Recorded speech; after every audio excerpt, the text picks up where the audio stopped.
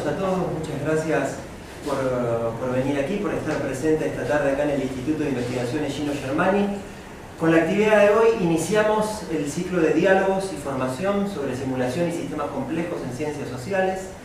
Es la primera actividad de este tipo, de un diálogo abierto y de lo que pretende ser un espacio de formación sobre sistemas complejos y simulación computacional en el ámbito del Instituto de Investigaciones Gino Germani. Nuestro pequeño grupo de estudios e investigación viene trabajando más o menos desde el año 2009, el grupo de estudios sobre interdisciplina y complejidad en ciencias sociales. Y bueno, además de agradecerle a ustedes, agradecerles a los colegas de San Luis Potosí, al profesor Antonio Aguilera Riveros del Colegio de San Luis y a Jorge Zazueta de la Universidad Autónoma de San Luis Potosí, por haber venido desde tan lejos a realizar una estancia de investigación en nuestro instituto, lo cual nos honra profundamente. Y bueno, aprovechando su generosidad y la posibilidad que estén acá, ellos me preguntaron y decían, bueno, ¿y qué hacemos, Leonardo? Yo les digo, ¿qué les parece si dan una charla y un pequeño taller y organizamos un conversatorio? Y ellos se entusiasmaron con todas esas actividades y bueno, así fue como nacieron un poco estos ciclos. Estos ciclos que, si ustedes me permiten, antes de darle palabra a Jorge, quería hacer una breve contextualización institucional de la relevancia y la importancia que tiene para nosotros la organización de estos ciclos. Uno, y lo vamos a estar charlando, es un proyecto de red que vienen animando desde hace muy poco tiempo, que es la creación, aquí está el logo, de la Red Iberoamericana de Sociología Computacional, que espera ser justamente un espacio de diálogo, de encuentro, de trabajo, de colaboración interdisciplinaria, que sea de alguna manera, digamos, transfronterizo de países, transfronterizo de instituciones y transfronterizo de disciplinas. La hipótesis es que hay muchos bichos raros que vienen empezando o continuando el trabajo vinculado a esto que significa empezar a usar herramientas de simulación o herramientas computacionales en ciencias sociales. Algunos incluso en Argentina hace bastante tiempo. Acá tenemos un colega del grupo Antropocaos, que yo siempre digo es uno de los grupos pioneros y si no el primero, uno de los primeros grupos que empezó a trabajar estos temas sobre complejidad, caos, fractales en la antropología. Y bueno, y esto es, como decía Machado, se hace camino al andar. En el andar nos vamos encontrando. Y la idea es, bueno, justamente tender puentes desde Argentina a México y con todos los países de América Latina. Esa es, digamos, la contextualización situacional desde nuestro aquí y ahora, desde nuestro presente, del sentido que tienen estos diálogos hacia lo que queremos construir. Pero hay también una segunda, digamos, contextualización, que es también histórica y política, que tiene que ver con la historia de la ciencia en Argentina y en América Latina. Los que estamos en estos temas, o los que se arriman por curiosidad e interés, y se empiezan a meter en simulación y complejidad, sin duda van descubriendo el mundo de la ciencia en la complejidad, del Instituto de Santa Fe, de los autómatas celulares, las redes, los modelos de agentes y un montón de formalismos que existen para modelar y simular sistemas complejos. Quienes venimos de las ciencias sociales y las humanidades, a veces tenemos aproximaciones más humanísticas, del lado de la filosofía de Edgar Morin, o de las lecturas filosóficas de Prigogine, Capra o esas cosas.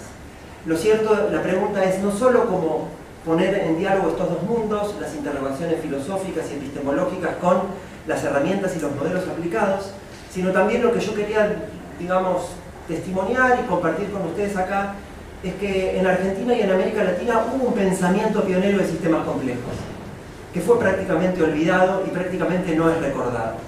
No sé si vino alguno de los colegas del Departamento de Computación, Instituto de Cálculo, no. Bueno, están inscritos para algunas sesiones y seguramente lo veremos, pero en el año 1961 llegó a Argentina la primera computadora, la computadora Clementina.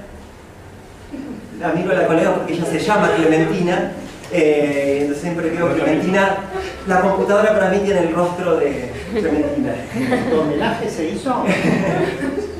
Y en esos tempranos años 1960, Oscar Balzaschi fue uno de los pioneros en América Latina que empezó a construir modelos matemáticos en ciencias sociales y concibió un método de experimentación numérica para experimentar, decía, con sistemas sociales complejos.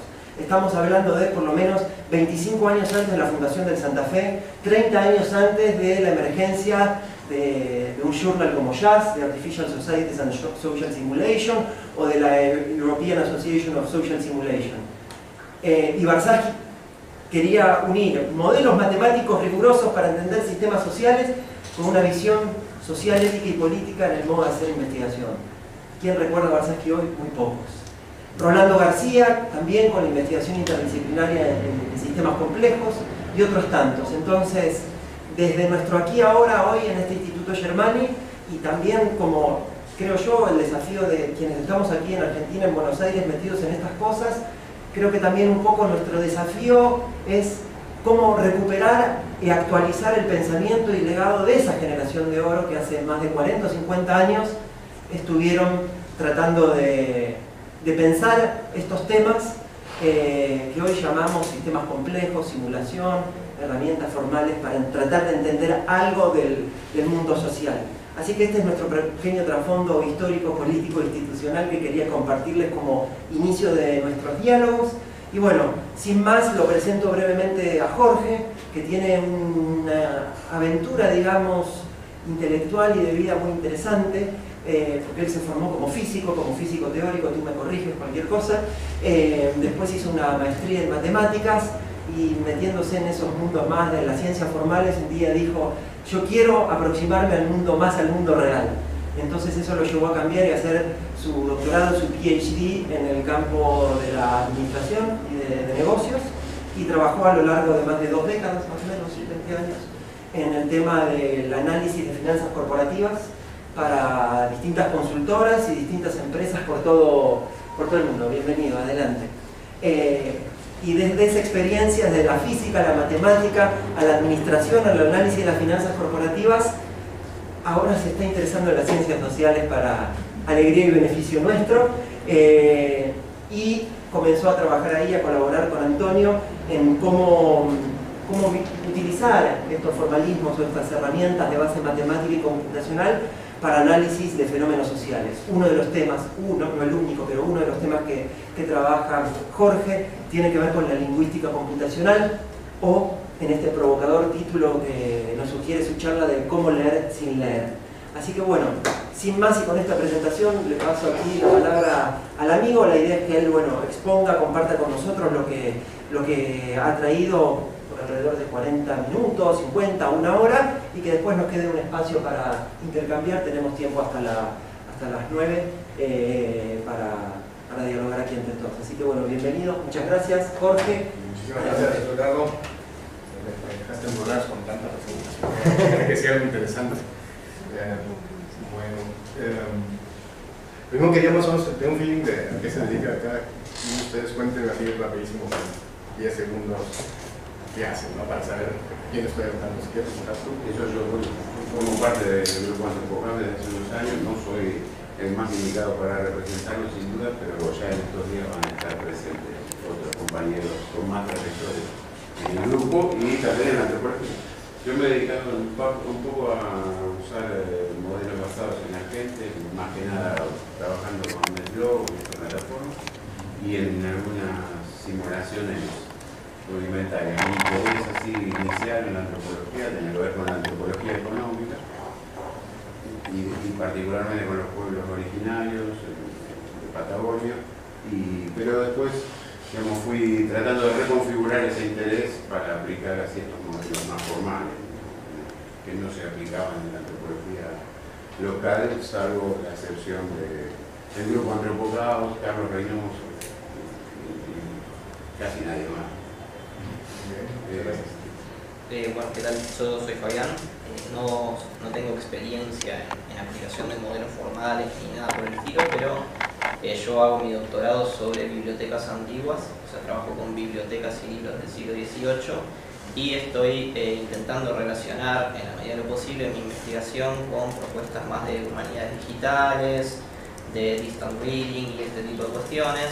Sí, en términos muy ideales, digamos, algo que me gustaría hacer en algún momento sería poder leer sin leer los libros de las bibliotecas con las que yo trabajo, que no es humanamente posible porque son 10.000 libros, por ejemplo, 1750, y entonces trato de aplicar algunas de estas metodologías de manera todavía muy introductoria. Soy Juan Manuel, estoy haciendo mi doctorado en computación Estoy en la parte todavía exploratoria y me estoy enfocando en el lenguaje de las redes sociales. Eso me parece muy prácticamente fuerte. ¿Su amigo experto en Python? Yo soy sociólogo y bueno, soy un poco como muy en una fase de mucho entusiasmo tratando de ver cómo estas técnicas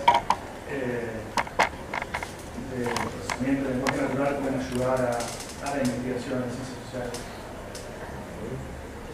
Soy sociólogo, estoy haciendo mi doctorado ahora. Va por el lado de la sociología económica y es una investigación sobre modelos de desarrollo, disputa en el modelo de desarrollo. Y nada, es la primera vez que me acerco a este tipo de metodologías y es para ver si puedo encontrar algo que me ayude en la investigación. Soy socióloga también, trabajo en una empresa que hace energías y estoy rodeada de ingenieros, físicos. En el 2013 hice un seminario con Leonardo. Y bueno, ahora trato otra vez de acercarme un poco. Por lo que yo entiendo, el nombre computador fue al revés. Primero eran personas, eran mujeres que hacían cálculos y luego a la máquina le pusieron computadora. Entonces está todo bien. Lo de Clementina no sé bien la historia, pero debe ser algo así. Y José Antonio es muy famoso, pero no sé si quieras platicarnos igual un poquito de... Ok, bueno. Yo soy Antonio Emiliano Tiveros, soy doctor en ciencias aplicadas. Trabajo en el Colegio de San Luis desde hace 22 años, aplicando precisamente herramientas computacionales como autómatas celulares, modelos multiagente, redes de Forrester, cosas de ese estilo, al estudio de sistemas socioeconómicos. Pues bueno, gracias, así ya tengo un poco más de panorama. La idea es platicar de cosas que estoy aprendiendo, no nos vas a mezclar de nada metodológico, de nada matemático. Es más como crear awareness, ¿no?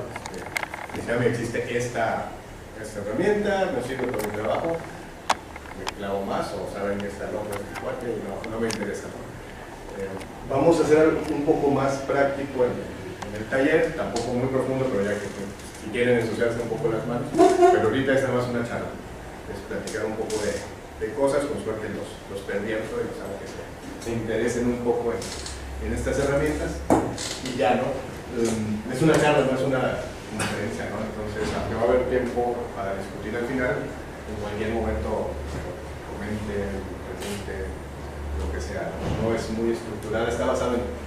He hecho diferentes sabores de esta función en varios lados y siempre voy poniendo cosas, entonces igual son demasiadas, son pocas, nos vamos parando donde sea necesario. Como decía Antonio, esto salió él le dice coyunturalmente, salió de Chiripán, pero quien tenía un problema específico donde tenían que hacer algunas cosas de lingüística computacional, me llama y me dice, ¿tú qué sabes de eso? Yo estaba a punto de decir que no tenía idea, cuando me acordé que había leído un paper alguna vez sobre, hay una técnica que se llama bolsa de palabras, que ahorita les platico un poco. Yo pues no sé mucho, pero una vez leí algo que empezamos a clavarnos. Y bueno, un tiempo después pues ya estamos preparados para hacer una publicación en base a ese problema que tenía Antonio, pues ya ahorita les platico. Entonces soy también medio nuevo en estas cosas. No soy experto, pero les voy a contar. Entonces, primero, ¿por qué no? Y ya tú respondiste la pregunta, ¿no? ¿Por qué analizar un texto con una máquina de realidad? Y hay como dos razones. La razón es volumen. Y hay dos maneras de tener volumen. Uno, como tú cuentas, ¿no? Quiero saber qué pasó en el siglo XIX. Pues, pasaron muchas cosas, ¿no? Entonces no podemos leerla. Y la otra es moderna, ¿no? Quiero saber qué opinan en Twitter del juicio político que está viendo. La verdad es que hay 7 millones de tweets, entonces no los podemos leer. Entonces necesitamos una máquina, ¿no? que nos ayude a hacer eso, ¿no? Entonces hay como volumen que se genera por historia y volumen que se genera inmediatamente por toda la onda pues, de los datos modernos de las telecomunicaciones. Entonces hay muchas cosas que quisiéramos ver que no podemos leer a mano. Es imposible.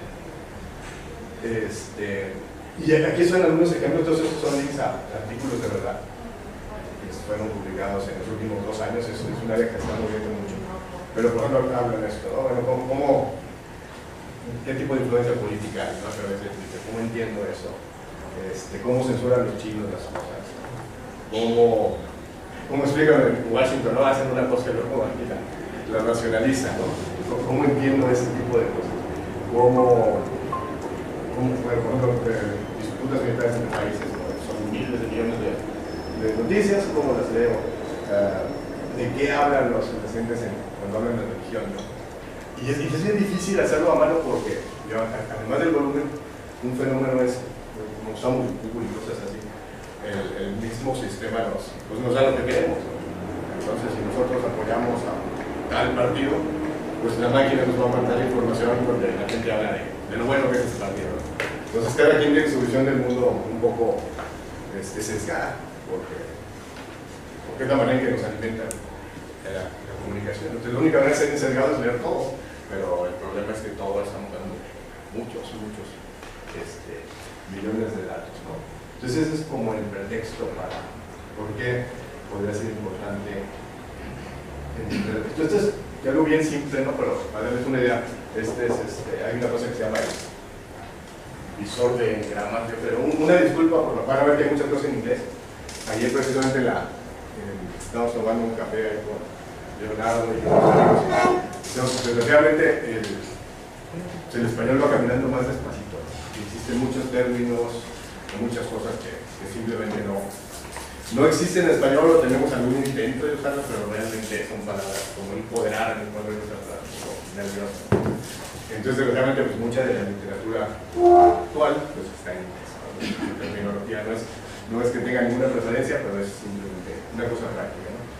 Pero bueno, esta es una herramientita en Google, y lo que hace es que le pone un enegrama. Un enegrama simplemente es un conjunto de parámetros en 1, 2, 3, 17. Y uno pone algo separado por comas, ¿no? Aquí hay un enegrama de 2, de 2 y 2. Y Google va y busca todos los libros que tiene y me dice la frecuencia con la que se mencionan esos términos pues durante el tiempo, ¿no?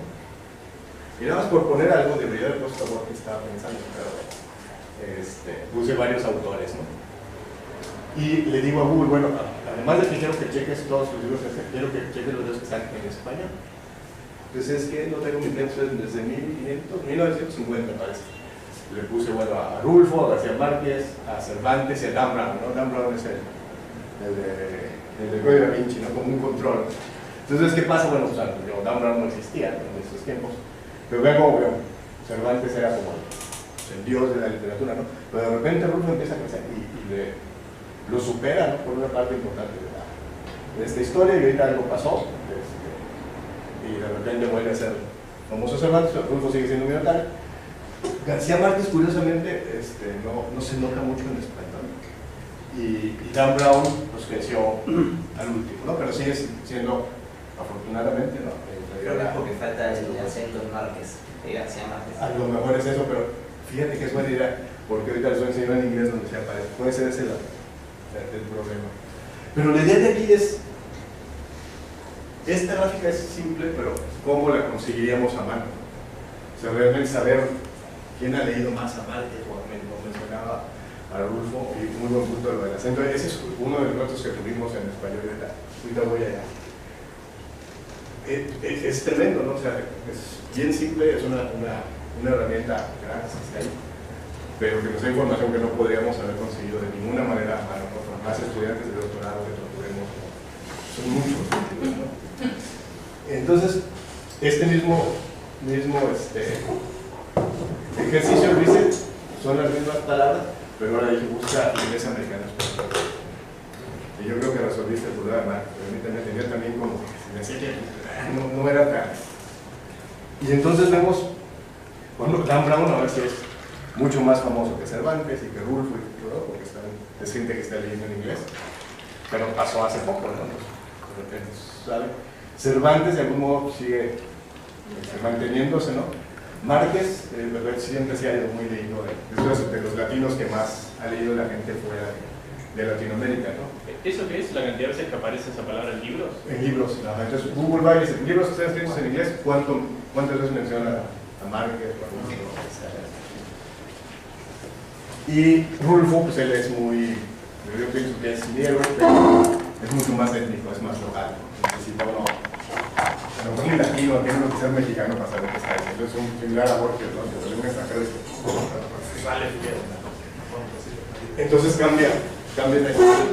Y ya no, y el tema no son estos autores, simplemente es la idea de cómo una herramienta tan simple nos hace algo que es imposible de hacer a pie, ¿no? Aquí hay otro ejemplito rápido, puse palabras y eran en español, ¿no? Entonces, epistemología, radiador, bastardo, ratón y xenofobia, ¿no? Nada más para ver qué pasaba. Igual vemos, ¿no? Por ejemplo, la palabra, este es bastante, ¿no? ¿Verdad? Sí, entonces había por aquí, ¿no? En el siglo XIX, pues era un insulto importante. ¡Oh, sos un bastardo! Ahorita nos dicen bastardos y nos reímos. Entonces, como que empezó a tener una popularidad tremenda, o como insulto, o a lo mejor como hasta condición legal, ¿no? ¡Oh, eres un bastardo! ¿Verdad? Y de repente baja, se sigue usando, pero eso es muy grande, ¿verdad? La epistemología, por ejemplo, empezó a ponerse de moda aparentemente. Xenofobia me llamó la atención, ¿no? Que no era tan importante hasta que empezaron a salir unos presidentes conservadores por ahí en varios países. Y una interesante aquí, hablando de lenguaje, por ejemplo, es la palabra ratón, ¿no? Pues estaba aquí y empieza a crecer, y de repente, por eso, de 80 y tantos, se dispara, ¿no? Y entonces ahí es un término donde estos ratones pues, eran animales, ¿no? Y estos ratones, unos son de esos animales, pero otros son de estos animales. Entonces, una palabra que habla de dos objetos distintos. Y bueno, aquí no se puede distinguir, ¿no? También estamos humanos, ¿no? Pero se ve claramente, ¿no? A partir más o menos de que empieza a haber ratones de estos, pues se hace más popular la palabra, ¿no? Que se usa para las cosas, ¿no? Y ya, ¿no? ¿Qué más se puede hacer? Es así como algo mucho muy básico. Hay una muchacha, ¿no? Que se llama J.K. Rowling, no sé si la han leído, escribió un libro que se llama Harry Potter. Y ella siempre ha tenido, pues, siempre quiere que lo reconozca como un autor serio, no un autor de niños. Entonces una vez decidió llamarse Roberto y escribió una novela que se llama y a través de estilos de análisis de texto con computadora se puede analizar el estilo de la gente, ¿no? el tipo de frecuencia de palabras que usan, cuestiones semánticas y demás. Y estos cuates lograron, decían, no, ¿saben qué? El estilo de Roberto y de Rowling es igualito, es el mismo, ¿no? Y poco después de que ya la cacharon, se la confiesa, ¿no? Que sí lo había escrito ella, pero lo había hecho en secreto para que la gente la conociera como alguien más. Entonces, esto se usa se puede utilizar para pues, identificar plagio. Que a veces hay libros que no los escribe el mismo autor, ¿no? Cargan por ahí, entonces alguien escribe 200 novelas y pues que hay realmente 50 autores. Este tipo de cosas se pueden estudiar, ¿no? Hace poco, cuando di una versión de esta plática, había un filósofo ahí y me decía, oye, yo quiero entender todas las versiones de Marx, ¿no? Era un marxista aquí, yo exploraba y dice, no, yo tengo 35 versiones diferentes donde hay cambios. Entonces quiero ver cómo evolucionó el libro a través de las diferentes versiones. Por ejemplo, el origen de las especies igual, ¿no? Era más valiente, ¿no? Como le da miedo, lo iba poniendo más tranquilo. Entonces, ese tipo de cosas no son preguntas que yo me he hecho, pero son preguntas que se pueden explorar usando este tipo de temas. Este es otro ejemplo, no es similar a lo que tú estabas haciendo.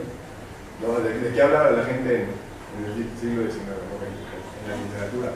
Y lo mismo, ¿no? Había muchos, ¿no? Y así como estamos sesgados por literatura, ¿no? Pienso en Argentina, pienso en Borges, pero hay cientos de autores. Pero como nada más conocemos algunos, pues tenemos cierta imagen de cómo es la literatura argentina que a lo mejor no es completa, ¿no? Pues no podemos leer todo y pues empezamos a enfocarnos en lo que sabemos que es bueno. Entonces aquí estos cuates agarraron 3.346 libros, ¿no? Y empezamos a hacer una técnica cosa que se llama modelado de tópicos. que básicamente ve cómo ciertas palabras ocurren en ciertos temas, ¿no? Y ahorita les explico cómo funciona. Pero el asunto es que empezaron a encontrar cuáles eran los tópicos más comunes en la literatura del tiempo, ¿no? Que la moda de mujeres, que si los ojos y las expresiones. Pero lo interesante es eso, ¿no? O sea, igual como conocimos las palabras, hacer este tipo de análisis ha sido muy complejo a mano, ¿no? De 3.000 libros, no sé si uno los pueda leer, ¿no? Pero en el momento en que acabó uno el 3.400 ya no se acuerda de qué se trataban los primeros 3.000. Con novelas batallamos, ¿no? Si leo una novela grande, al final ya es muy pesado. Decía Kundera, ¿no? Que una característica de una novela es que cuando uno acababa la novela se acordaba cómo empezaba. Y antes se asustaban a las 2.000 hojas. Y entonces, bueno, esta es otra aplicación interesantísima en ese sentido, ¿no? Y puede tomarse desde muchos tipos de puntos de vista, no tiene que ser literaria, puede ser sociológica, ¿no? De que cuáles eran las cuestiones, no era más feminista, era más alegre, era más cómo era la literatura de cierto tiempo, las revisiones. Ahorita un compañero me estaba hablando de un problema que tiene en pedagogía, de que existen como modelos pedagógicos, categorías de qué es lo que necesita, tipo las competencias, ¿no? Que deben tener los niños para aprender matemáticas, historia, cosas así. Pero todo es empírico y los datos que existen son notas que toman los maestros cuando enseñan, ¿no? Y bueno, ¿cómo empiezo a explorar si realmente esta taxonomía que diseñaron los pedagogos tiene sentido o si nada más es imaginaria? Y una de las cosas que estamos pensando hacer es precisamente que la computadora encuentre tópicos y ver si esos tópicos de algún modo corresponden a los tópicos definidos por los expertos, ¿no? Y ver si o bien validar, ¿no? o decir, saben que no, está bien perdido. Entonces es apenas una idea, pero la cosa es que no tiene que ser literatura, ¿no? Cualquier cosa escrita los puede llevar para muchos lados. Les dije que no iba a hablar de matemáticas, nada más quiero darles como el feeling de lo que está pasando. No, no se llaman sacerdotes, que sería un pastor, ¿no? Era este cuadro, que se llamaba Valles, ¿no? Y curiosamente quería demostrar que Dios existía con eso, no le salió, pero inventó el trenó de Valles, ¿no? Que es la mamá de los pollitos en estadística moderna. Y todo lo que hace, los que no tienen background en estadística no se preocupan, pero esto quiere decir la probabilidad de que ocurra ser algo que sé que pasó de, ¿no? Y muchas veces la pregunta, esto es difícil de calcular, pero lo contrario es fácil. Entonces todo lo que hace el teorema de Bayes es que nos da una manera formulaica de voltear la pregunta, ¿no? Y si estuviéramos tratando de entender tópicos, hay una simplificación aquí que hacemos, que lo que les decía al principio, ¿no? Decimos que es una bolsa de palabras. Entonces yo tengo muchas palabras, no me importa en el orden que hay y las demás, nada. Para mí el documento son muchas palabras. Y esas palabras tienen cierta distribución. Entonces yo puedo empezar a decir, bueno, yo sé que me conté las palabras del Quijote, ¿no? Si viene del capítulo 7, la probabilidad de que diga caballero es 1/2. Entonces ahora mi pregunta usando este truco es, dado que dijo caballero, ¿cuál es la probabilidad de que eso salga del capítulo 7? Entonces es más o menos esto es mucho más complejo el detalle, pero la idea básica es eso. Entonces puedo empezar a preguntarme, si yo sé qué tan probable es que una palabra salga de un tópico, puedo empezar a explorar de qué tópico están hablando, dado que se va a hablar. Esa es más o menos la onda, ¿no? La otra cosa que simplificar es la independencia funcional, lo que decía, ¿no? Por ejemplo, es más fácil que yo diga el hombre a decir hombre él. Pero aquí no lo estoy tomando. Todo asumo que todo es independiente, ¿no? Que las palabras no pasan parciales. Y soy muy fácil, no sirve para nada, ¿no? Asumo que no tiene nada, no hay estructura, no sirve de todo. Pero es sorprendentemente útil. ¿Quién era? No me acuerdo. Tengo un filósofo, ¿no? Que decía, todos los modelos están mal, pero algunos son útiles, ¿no? Entonces, la belleza de eso es que es relativamente simple y tiene muy buenos resultados. Hay modelos mucho más sofisticados, pero empieza el problema de la máquina serrana, que es es bien, consume mucho energía, ¿no? Ahí, en uno de las cosas que hicimos para nuestro paper, durábamos 20, 30 horas para correr un proceso. Entonces, luego nos esperábamos y lo partíamos y lo poníamos en varias computadoras y dices, nadie las toque, nadie las toque. Entonces, si uno empieza a sofisticarse, empiezas a requerir recursos computacionales muy altos. Por eso es que se usan este tipo de simplificaciones. Pero les enseño cómo sale y son casi mágicas, ¿no? Esta es la idea de cómo sería. Hay dos, vamos a analizarnos un poco, y interrúmpame cuando quieran, ¿no? Hasta que fabularse, para lo que sea. Dos temas principales que quiero ver. Uno es, dicen, análisis de sentimiento, para que ahí nada más estoy juzgando si un comentario o algo es positivo o negativo. ¿Para qué me sirve? Por ejemplo, hablábamos de Twitter, ¿no? ¿Qué opina Argentina sobre este juicio que está pasando? Entonces hablo de todos los tweets y entonces entreno a la máquina a decirme, no sé qué dijo, pero ¿fue un comentario positivo o fue un comentario negativo? Y entonces ahora sí, de hecho el tweet event estoy y digo, la comunidad está a favor, no está en contra. Que es tremendamente valioso. Entonces no hago no estoy juzgando, no estoy interpretando, sino estoy diciendo bueno o malo. O a veces hay bueno, malo y negativo, entonces simplemente ese sentimiento. Luego, el análisis